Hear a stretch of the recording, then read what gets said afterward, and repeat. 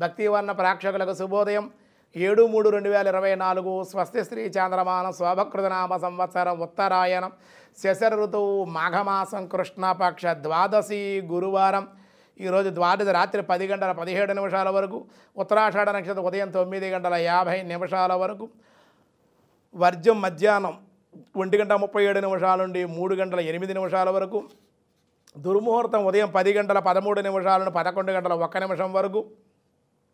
మళ్ళీ మధ్యాహ్నం 2:58 నుండి 3:46 వరకు సూర్యోదయం 6:17 సూర్యాస్తమయం 6:08 అమృతగడ రాత్రి 10:43 నుండి 12:14 వరకు రాహుకాలం ఈరోజు మధ్యాహ్నం 1:30 నుండి 3 గంటల వరకు రాహుకాలం శుభ సమయం ఉదయం 6 గంటల నుండి 8 గంటల ఉదయ శుభకాలం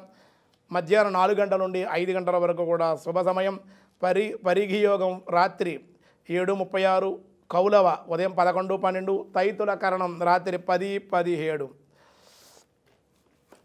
ఈరోజు ద్వాదశి నిన్న ఏకాదశి ఉపవాసం ఉన్నటువంటి వాళ్ళు ఈరోజు చక్కగా ద్వాదశి పారాయణని పూర్తి చేసుకోవాలి 12 గంటలలోపు ఎప్పుడైనా చేసుకోవచ్చు స్వామిని అర్చించి శాలిగ్రామదానం చేసి తులసార్చన చేసి విష్ణు సహస్రనామ పారాయణ చేసుకుని చక్కగా అతిథిని బ్రాహ్మణికి భోజనం పెట్టిలా స్వయంపాకాన్ని ఇచ్చి మీరు కూడా ఆ స్వయంపాకాన్ని ఇచ్చింది మీరు భోజనం చేసిన తర్వాత అక్షతరం నీల చొక్కలో కూడా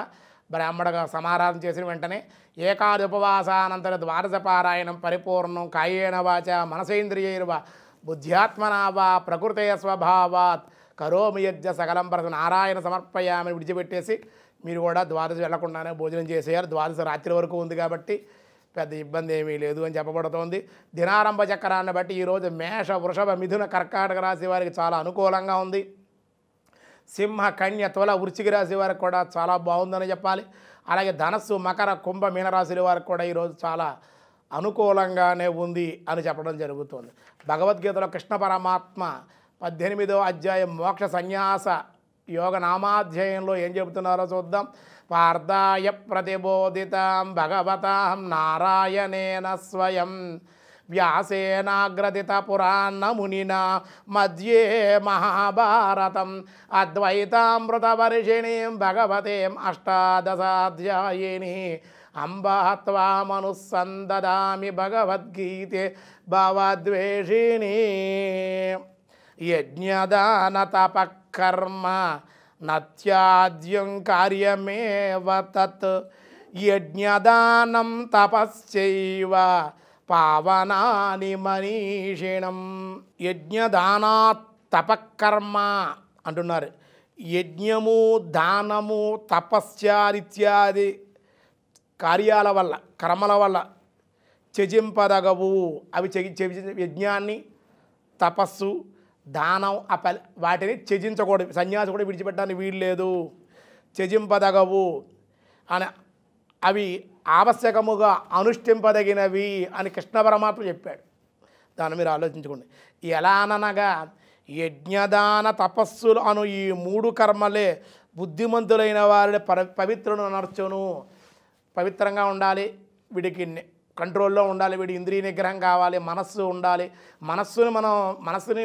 ఎదిరించేయడం ఏం కాదు మనస్సును సానుకూలపరుచుకుని మనస్సు ఆత్మవైపు పరమాత్మ వైపు వెళ్ళడానికి మనస్సు సహకారం కూడా ఉండాలి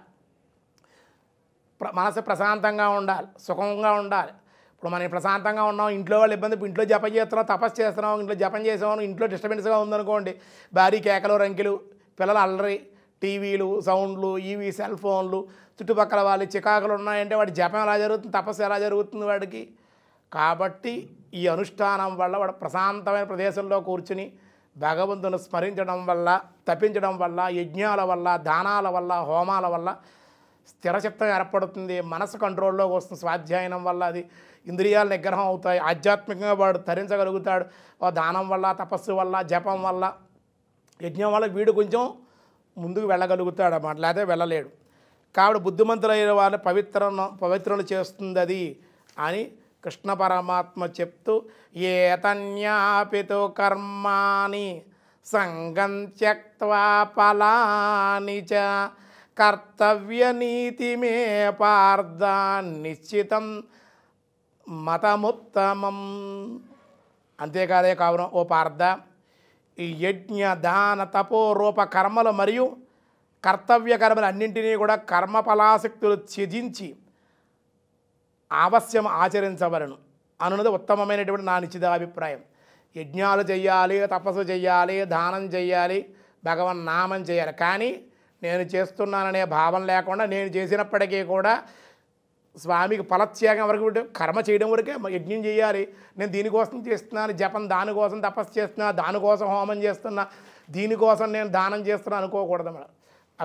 ఇది నా కర్తవ్యం, ఈ పూజ చేశాను, ఇది నా కర్తవ్యం, గురువుగారికి దానం ఇచ్చాను, ఇది నా కర్తవ్యం, స్వామి కైంకర్యం చేయించాను, ఇది నా కర్తవ్యం, గుళ్ళో యజ్ఞం నేను చేయించాను అని అనుకోకూడదు. కర్తవ్యం భగవంతుడు చేయిస్తున్నాడు, ఆ ఫలితం పరమాత్మకి సమర్పిస్తున్నాను, ఆయనే చేయిస్తున్నాడండి, ఆయనకే సమర్పిస్తున్నాననే భావనతో చేస్తే అది నీకు మేలు చేస్తుంది. అది నా ఉత్తమమైన నిశ్చితాభిప్రాయం అని కృష్ణ పరమాత్మ విశేషమైనటువంటి చెబుతుంది. మన వాళ్ళు త్యాగం చేయవలసిన త్యాగం చేయరు. ఈ కారులో తిరగడం, మేడలు, మిద్దులు, పాద పూజకి ఎంత, చేతుల పూజకి ఎంత, ఇంటికి వస్తే ఎంత, ఇన్ని లక్షలు, హెలికాప్టర్లు ఇవన్నీ అడుగుతూ ఉంటారన్నమాట. అవన్నీ త్యాగంగా సన్యాసుడు త్యాగ పూర్తిగా త్యజించడమే సన్యాసం. అంతే తప్ప సన్యాసం అంటే మనం అన్నీ అనుభవించడం సన్యాసం కాదు, అన్నీ విడిచిపెట్టేయడమే సన్యాసం. త్యాగం చేయడమే సన్యాసం అని చెప్పారు. త్యాగం చేస్తూ నిరంతరం కూడా భగవంతుడు స్మరిస్తూ ఆరాధిస్తూ ఆయన గురించి తప్పించడమే సన్యాసం తప్ప అన్నీ మనం ప్రతి విషయాల్లో రాజకీయ విషయాల్లో కానీ లౌకిక విషయాలు అంటారు వాటి అలౌకిక విషయాల్లో సన్యాసం అనేటువంటి వాడు కలగజేసుకోకూడదు. కేవలం నువ్వు అదే నువ్వు చేయగలిగితే సమాజానికి నీకున్న సొమ్ము పేదలకు ఇల్లు కట్టించడం, లోకాలకు ఉపకారపడే పనులు త్యాగం చేయి, లేదా నీవు చేసిన తపోశక్తి అంతా మానవులందరికీ కూడా ఈ విశ్వశాంతి కోసమే ఉపయోగించు, అప్పుడు సన్యాసం అనిపించుకుంటుంది. అంతే తప్ప సిరి సంపదతో కోట్లాది రూపాయలతోటి ఏమండి ఆడంబరాలతోటి ఉండేటువంటి వాడు సన్యాసి కాదు అని కృష్ణ పరమాత్మ గట్టిగానే ఈ మోక్ష సన్యాస యోగ నామాధ్యాయంలో చెప్పడం. ఇంకా ముందు వాటి గురించి వస్తుందన్నమాట. ఈ విషయాలు తెలియజేశారు. ఇంకా ఏమిటనే విషయాలు రేపు చూద్దాం. ఈరోజు స్వస్తి.